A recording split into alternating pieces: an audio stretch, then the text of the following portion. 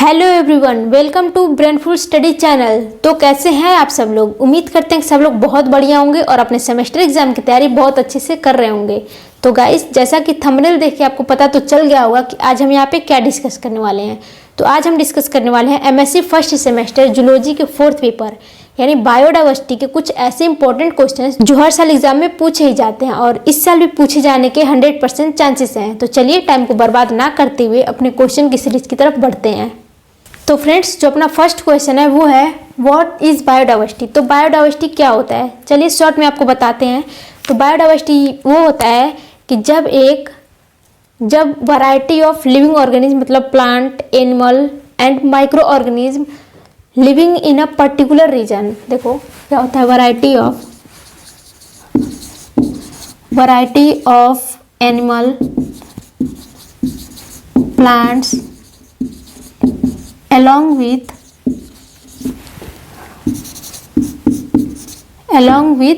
microorganism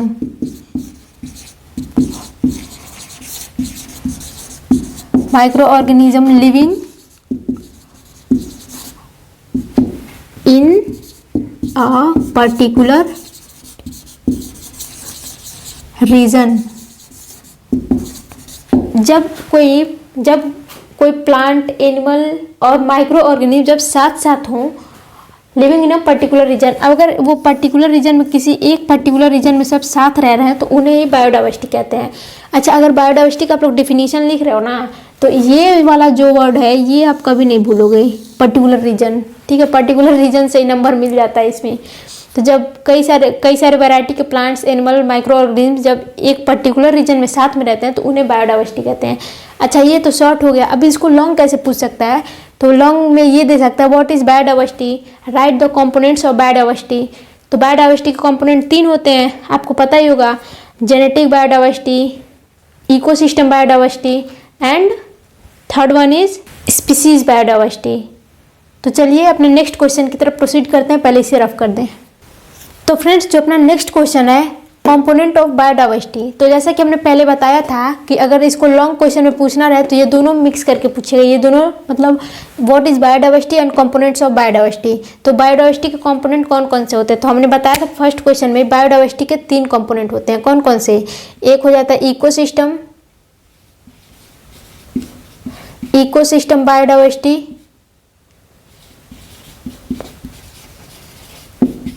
second हो जाता है species biodiversity and third one is genetic biodiversity. ठीक ना, तो ये कंपोनेंट हो जाते हैं तीनों। कौन कौन से, अच्छा इसके एग्जांपल में कौन कौन से आते हैं कंपोनेंट में, इकोसिस्टम कंपोनेंट में आता है आपका जो वो रहता है फॉरेस्ट जो बायोडाइवर्सिटी रहता है वो इकोसिस्टम बायोडाइवर्सिटी में आता है। फॉरेस्ट हो गया, ग्रास लैंड हो गया, वेटलैंड हो गया, ये सारे जो आपके इकोसिस्टम है वो किस में आते हैं, इकोसिस्टम बायोडाइवर्सिटी में।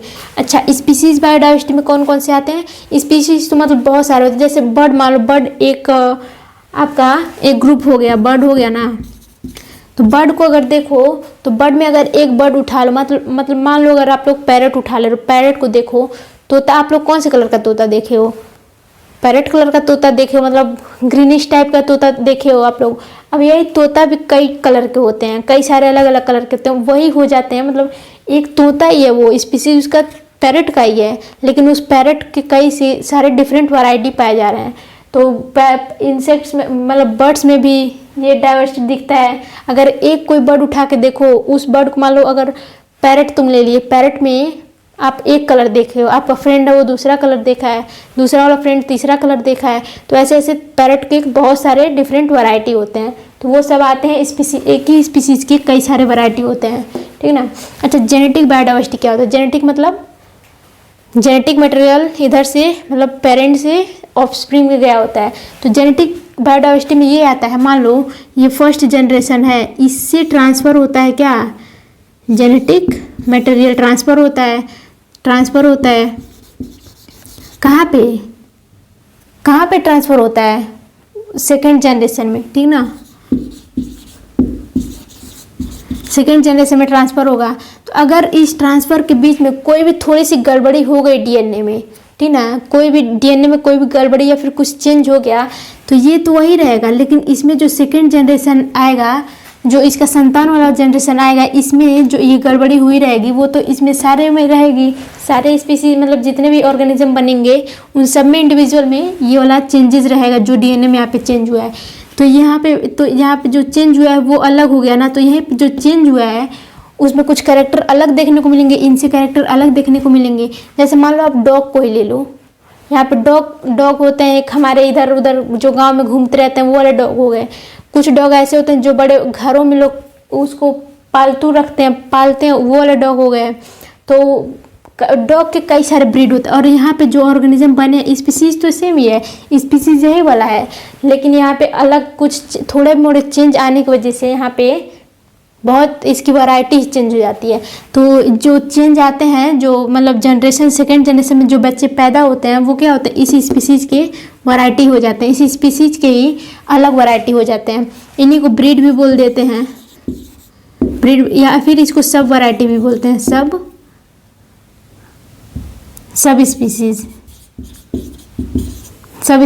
स्पीसीज बोल देते हैं। हाँ, तो ये आपको आई होप कि समझ में आया। इसे रफ करके क्वेश्चन नंबर 3 को डिस्कस करते हैं।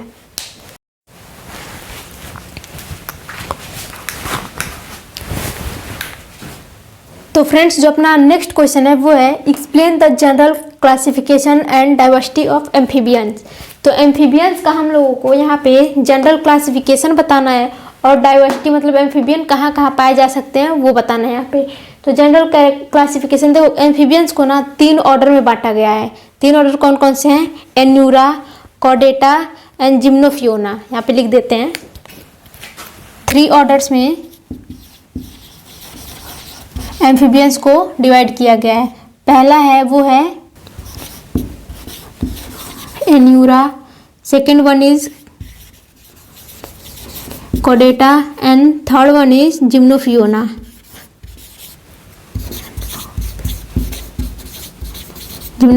अब इनमें कौन कौन से ऑर्गेनिज्म आते हैं उसको भी थोड़ा सा देख लेते हैं हम लोग। अच्छा, एन्यूरा में कौन आते हैं, इसमें आते हैं frogs and toads. And Chordata जो ऑर्डर है इसमें आते हैं आप लोग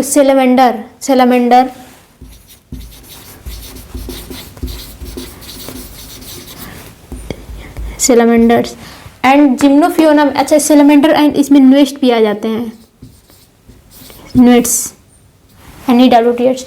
और जिम्नोफियोना में वो ऑर्गेनिज्म आते हैं जो लिम्बलेस होते हैं, मतलब limbless worm like organism, limbless worm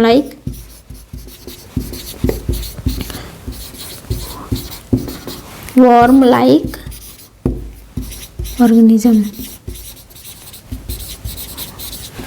ये सब आ जाते हैं इन तीनों में। अच्छा, एम्फीबियन का जनरल कैरेक्टरिस्टिक्स क्या होता है, उनके स्किन जो है वो नम होते हैं, मॉइस्ट होते हैं। मतलब उन्हीं से क्यों मॉइस्ट होते हैं, क्योंकि उन्हीं से स्किन के थ्रू वो लोग क्या करते हैं, रेस्पिरेशन करते हैं।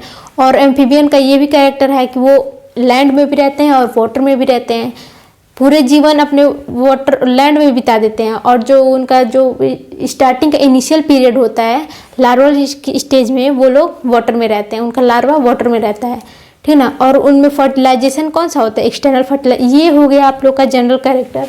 अच्छा, इसके एम्फीबियन की बायोडाइवर्सिटी की बात किया जाए, मतलब एम्फीबियंस कहाँ कहाँ पाए जाते हैं, तो एम्फीबियंस ट्रॉपिकल रीजन में भी पाए जाते हैं और सब ट्रॉपिकल रीजन में भी पाए जाते हैं। तो नेक्स्ट क्वेश्चन की तरफ बढ़ते हैं, रफ करते हैं पहले इसे। तो फ्रेंड्स, जो अपना नेक्स्ट क्वेश्चन है वो है how is GPS used in biodiversity survey. मतलब बायोडाइवर्सिटी सर्वे में जीपीएस का यूज कैसे किया जाता है, तो वो आप लोग लिखो कैसे किया जाता है। अच्छा, जीपीएस क्या होता है, ग्लोबल पोजिशनिंग सिस्टम। अब ग्लोबल पोजिशनिंग सिस्टम का बायोडाइवर्सिटी में क्या यूज़ है ये आप लोग को इसमें बताना है। अच्छा, जीपीएस से क्या होता है, जीपीएस मान लो हम लोग यहाँ पे बैठे हुए हैं और हमें 2 किलोमीटर के आगे का, मतलब हमारे 2 किलोमीटर आगे का हम लोग को जानना है वहाँ पे कौन कौन से एनिमल, कौन कौन से प्लांट्स पाए जाते हैं। तो आप उसको जीपीएस के थ्रू पता लगा सकते हो। यहाँ पे बैठे जीपीएस के थ्रू पता लगा सकते हो। अब आप सोच सकते हो कि इसमें क्या क्या लिखना है आपको। तो फ्रेंड्स, जो अपना नेक्स्ट क्वेश्चन है वो है how does poaching and hunting affects biodiversity. तो पोचिंग एंड हंटिंग बायोडाइवर्सिटी को कैसे अफेक्ट करता है, तो वो इसमें लिखना है। अच्छा, पोचिंग क्या होता है? पोचिंग मतलब अवैध शिकार, अवैध शिकार। हंटिंग मतलब शिकार, और अवैध शिकार किसे कहते हैं? मान लो हम लोग कोई भी जानवर मारते हैं, ठीक है, जाके जंगल में जाके कोई जानवर मारते हैं अपने यूज़ के लिए। कौन से यूज़ के लिए? उनके टीथ भी हम लोग के काम आ जाते हैं, उनके स्किन भी काम आते हैं, और उनके बोन्स भी काम आ जाते हैं, ठीक ना। तो हंटिंग और पोचिंग हम लोग इसीलिए अपने यूज़ के लिए हंटिंग करते हैं, पोचिंग करते हैं। तो उसका बायोडाइवर्सिटी पे क्या इफेक्ट पड़ता है? तो देखो क्या इफेक्ट पड़ता है। मान लो हम लोगों ने गए, हम लोग गए जंगल में और हर्बीवोर्स मतलब डियर्स को मार दिए, ठीक है। डियर्स का हंटिंग कर लिए। अब डियर का हंटिंग करने के बाद जो लायन है वो डियर तो रहेगा नहीं, ज़्यादा हम लोग डियर खूब ज़्यादा मात्रा में हंटिंग करने लगे। फिर लायन क्या खाएगा? लायन को खाने के लिए कुछ बचेगा नहीं, तो लायन वैसे मरता रहेगा भूखा। अब देखो हर्बीवोर्स डियर सारे जंगल से हम लोग मार दिए, तो डियर को जो ग्रासेस हैं वो कौन खाएगा? कोई है नहीं खाने वाला। डियर मतलब मर ही गया है, सबसे ज़्यादा ग्रास डियर ही खाता है। तो जंगल क्या होगा? खूब घना हो जाएगा। कैसे घना हो जाएगा? जब कोई उसको घास खाएगा नहीं तो घास बढ़ते तो बढ़ता ही रहेगा ना, वो कम तो होगा नहीं। तो जंगल घना होते जाएगा, शेर उधर मरता जाएगा। तो बायोडाइवर्सिटी को ये बहुत ज़्यादा इफेक्ट करता है कि नहीं करता है? हंटिंग, हाँ तो करता है। तो हम लोग नेक्स्ट क्वेश्चन की तरफ प्रोसीड करते हैं। तो फ्रेंड्स, जो अपना नेक्स्ट क्वेश्चन है वो है कीस्टोन स्पीसीज। कीस्टोन स्पीसीज से आप क्या समझते हैं? देखो कीस्टोन स्पीसीज बहुत इंपॉर्टेंट होते हैं। कीस्टोन स्पीसीज वो होते हैं जो बहुत ही लेसर अमाउंट में पाए जाते हैं, मतलब बहुत ही कम पाए जाते हैं, लेकिन टोटल जो कम्युनिटी होता है, कम्युनिटी के स्ट्रक्चर को ये डिफाइन करते हैं। मतलब पूरे इकोसिस्टम के स्ट्रक्चर को ये डिफाइन कर देते हैं। कौन? Keystone species. कीस्टोन स्पीसीज बहुत ही लेसर अमाउंट में पाए जाते हैं। लेसर मतलब मान लो जंगल में हाथी देखे हो, हाथी बहुत कम पाए जाते हैं जंगल में, ठीक ना। लेकिन अगर हाथी में थोड़ी भी छेड़खानी करी जाए, हाथी कम हो जाए जंगल में, ठीक ना, हाथी कम हो जाए तो क्या होगा? हाथी कम हुआ तो हाथी ग्रास खाता है, छोटे छोटे प्लांट्स के जंगल में हाथी खा जाता है। तो हाथी नहीं रहेगा, हाथी कम हो गया तो जंगल में क्या होगा? ग्रासेस, छोटे छोटे प्लांट्स बहुत ज़्यादा घने हो जाएंगे, बहुत ज़्यादा बढ़ जाएंगे, ठीक ना। तो इनसे जंगल को इफेक्ट पड़ेगा कि जंगल घना हो जाएगा। पहले जंगल क्या था? पहले जंगल खुला खुला था, अब जंगल पूरा घना हो जाएगा। इससे देखो कीस्टोन स्पीसीज हाथी है सबसे कम अमाउंट में पाए जाते हैं, लेकिन इससे जंगल खूब घना हो जाएगा। सेकंड एग्जांपल ले लो। सेकंड एग्जांपल लायन है। लायन, टाइगर्स ये सब भी बहुत कम ही पाए जाते हैं जंगल में। एक जंगल में 1 से 2 पाए जाएंगे।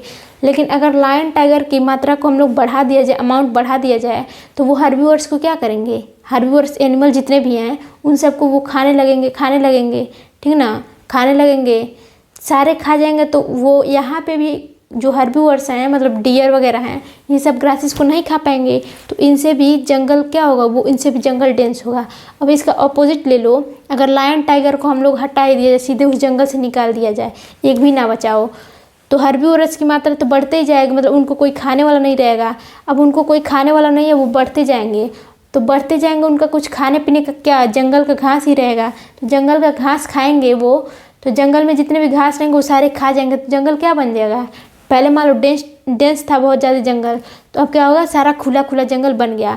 तो इफेक्ट हुआ कि नहीं? एक पूरे इकोसिस्टम, मान लो जंगल एक इकोसिस्टम है, इकोसिस्टम पे अफेक्ट किया कि नहीं? कीस्टोन जो वो बहुत ही कम मात्रा में पाए जाते हैं, लेकिन उसमें थोड़ी छेड़खानी कर दी जाए, उन्हें कम या ज़्यादा कर दिया जाए, तो पूरे इकोसिस्टम पे अफेक्ट करते हैं। तो चलिए अपने नेक्स्ट क्वेश्चन की तरफ प्रोसीड करते हैं। तो फ्रेंड्स, जो अपना नेक्स्ट क्वेश्चन है वो है describe the types of biodiversity in details, include the role of alpha, beta and gamma biodiversity. तो सबसे पहले तो ये कह रहा है कि बायोडाइवर्सिटी का टाइप लिखना है। तो हमें टाइप्स ऑफ बायोडाइवर्सिटी हम लोग पढ़े हैं, कौन सा? Component of biodiversity. मतलब कंपोनेंट कितने होते हैं बायोडाइवर्सिटी के? 3 कंपोनेंट। कौन कौन से? Ecosystem biodiversity, genetic biodiversity and species biodiversity. तो वो यहाँ पे लिख दोगे, वो हमने ऊपर बताया है। और include the role of alpha, beta and gamma biodiversity. तो अल्फा, बीटा और गामा बायोडाइवर्सिटी होते क्या हैं? तो चलिए पहले अल्फा, बीटा और गामा बायोडाइवर्सिटी को हम लोग समझते हैं। एक ही हैबिटेट में बहुत सारे स्पीसीज पाए जाते हैं। देखो जैसे यहाँ पे एक ये हैबिटेट हो गया, एक हैबिटेट हो गया, इसमें कई सारे स्पीसीज पाए जा रहे हैं। एक ये वाले स्पीसीज हो गए, एक स्पीसीज कुछ इस कलर के हैं।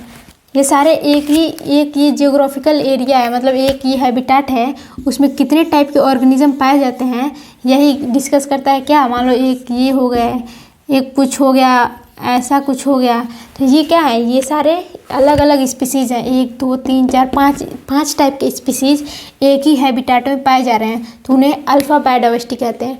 ठीक है, अब बात करते हैं बीटा बायोडाइवर्सिटी की। अब देखो बीटा हैबिटेट क्या होता है। बीटा हैबिटेट वो होता है जब एक ही ज्योग्राफिकल एरिया में कई सारे हैबिटेट पाए जाते हैं। अब कैसे, मान लो ये एक जियोग्राफिकल एरिया हो गए, इतना बहुत सारा कोई एरिया है, अब इसी में कई सारे हैबिटेट मतलब 2 या 2 से अधिक हैबिटेट पाए जाते हैं। ये एक हैबिटेट है, मान लो ये दूसरा हैबिटेट है, ये H1 हो गया, ये H2 हो गया। अब हैबिटेट 1 के ऑर्गेनिज्म जितने होंगे वो इसमें चले जाएंगे और इसके ऑर्गेनिज्म जो होंगे वो इसमें आएंगे।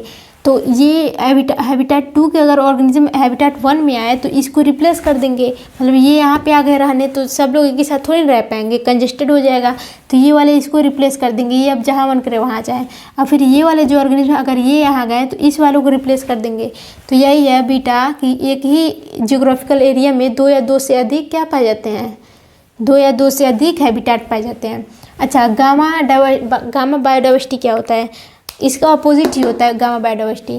तो गामा बायोडाइवर्सिटी ये है ना कि अलग अलग जियोग्राफिकल एरिया में हैबिटेट सेम होता है। अब कैसे सेम होता है, मान लो ये एक आपका जियोग्राफिकल एरिया हो गया, ये दूसरा जियोग्राफिकल एरिया हो गया।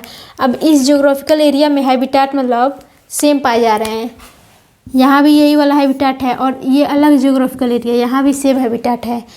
तो यहाँ जो हैबिटेट है वही यहाँ भी हैबिटेट है, लेकिन ज्योग्राफिकल एरिया जो है वो अलग अलग है, तो इन्हीं को कहते हैं गामा बायोडाइवर्सिटी। आई होप कि समझ में आया होगा। ये सब आप लोग, हम केवल थोड़ा थोड़ा रिव्यू दे रहे हैं, आप लोग लिख लीजिएगा अपने हाथ से, और लिखना पड़ेगा ही, 6 महीने तैयारी किए हो, अब तो बस इंपॉर्टेंट क्वेश्चन की सीरीज चल रही है यहाँ पे। तो चलिए नेक्स्ट क्वेश्चन की तरफ बढ़ते हैं। तो फ्रेंड्स जो अपना नेक्स्ट क्वेश्चन है वो है, what is the role of binocular and DSLR camera in wildlife observation.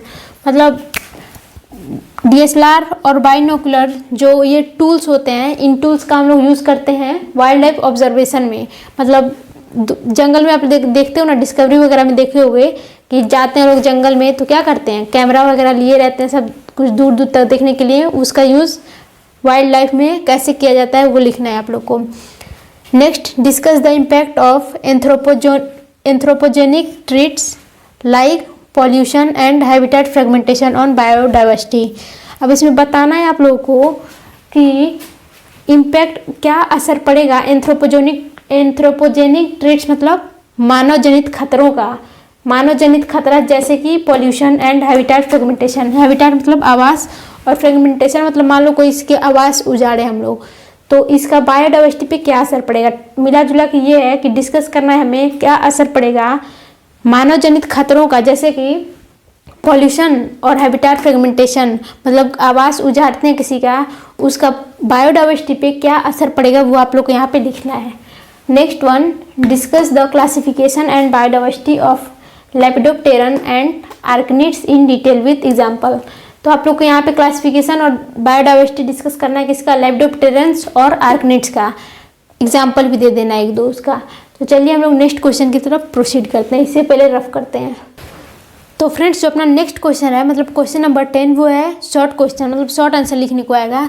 Species richness, species evenness, alpha beta gamma biodiversity, genetic biodiversity, ecosystem biodiversity and species biodiversity, ये सब आपको short question में पूछे जा सकते हैं। ये सब तो आपको बताएंगे हैं। स्पीसीज रिचनेस बता देते हैं क्या होता है।